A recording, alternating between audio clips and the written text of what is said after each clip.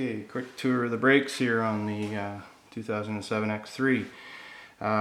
This is your caliper saddle or caliper mounting bracket.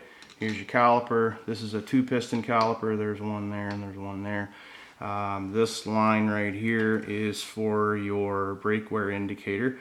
This is your bleed screw, and to keep this wire from flapping around, the cap for the bleed screw also holds your brake wear indicator line on there. So let's get this thing out of here. There we go. There's your bleed screw. Okay. This line right here is your hydraulic fluid that feeds the caliper.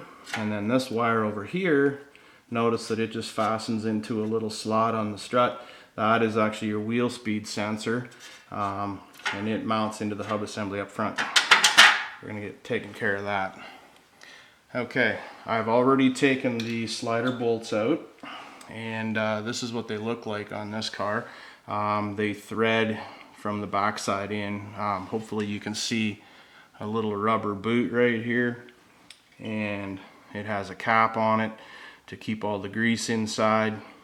And another nice thing about that is that the hex fitting, this is a 7mm 6-point, that will stay nice and clean. If that's exposed to the elements, it'll be all full of sand and crap, and then you're gonna go put your fastener in there. Make sure you take a pick tool and clean those out, okay? Do not skip this step. Don't be that person that's like, oh, it doesn't matter, it'll be fine. Yeah, sure it will. Your fastener will go in halfway, and then you'll strip it out, and then you'll be like, oh, I guess I should have cleaned it out. Yeah, you should have. And then you'll go and get a pick tool and you'll clean it all out, and spray a bit of don't spray WD-40, spray like a carb cleaner or something like that. Flush anything else out of there you can.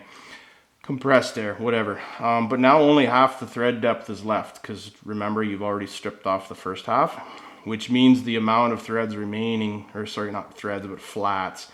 The amount of flats in there that remains is equal to what you already stripped out, which means it's no stronger now. You're probably going to strip out the rest of it, right? Then what are you going to do? So don't shortcut this step. Always clean out that pocket. When I do reassembly, I actually take some grease and run a bit of grease in there. My thinking is that A, it won't rust, and B, if there's grease in there, then dirt can't go in there. And then it's easy enough to flush out the grease with, like I say, some carb cleaner or brake cleaner or something like that, and leave myself a chance to get that thing out properly. So here's the slider surfaces themselves. Notice they still have some grease residue on here from the last time I rebuilt the brakes and had silicone grease on here. I'm obviously going to freshen that up.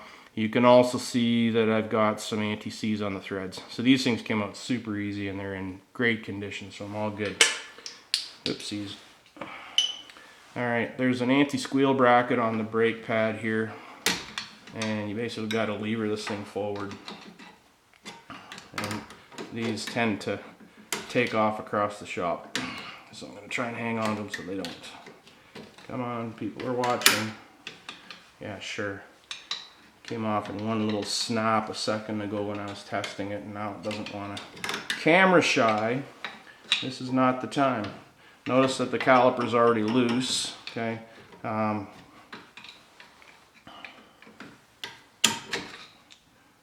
word. Must all my failures be in public? I guess they do. I'm a teacher. Here we go.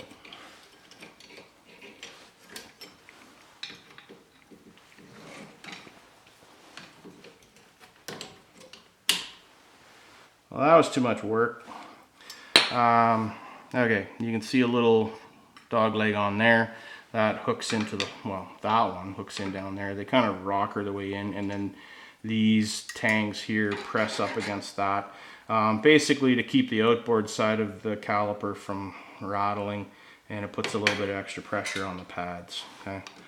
And this should now pretty much lift out of here.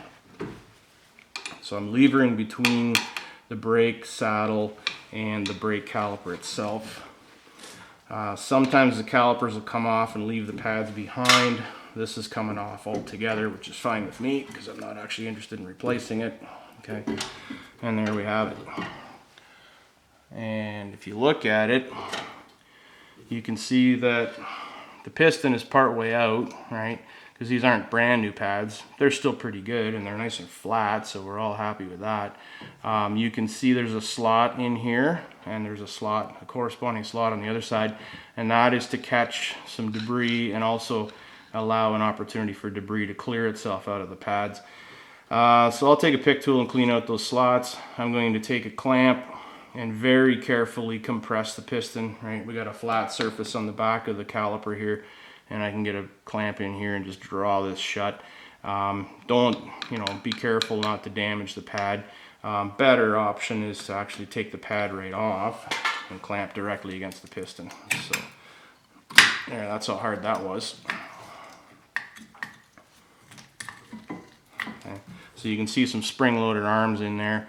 Now, I don't have quite enough room to take this pad off because this one's still here. This one still has anti-squeal compound on it, and I'd actually like to leave it on there. But this still gives me a chance to clamp against the piston without damaging the face of the pad. So I'll pull the piston back, snap the pad back in, and then it'll be ready to reinstall. The opening in here will be bigger. This opening will be bigger than the thickness of the rotor, and this thing will slide over the rotor tickety-boo, nice and easy. All right, let's move on to next steps.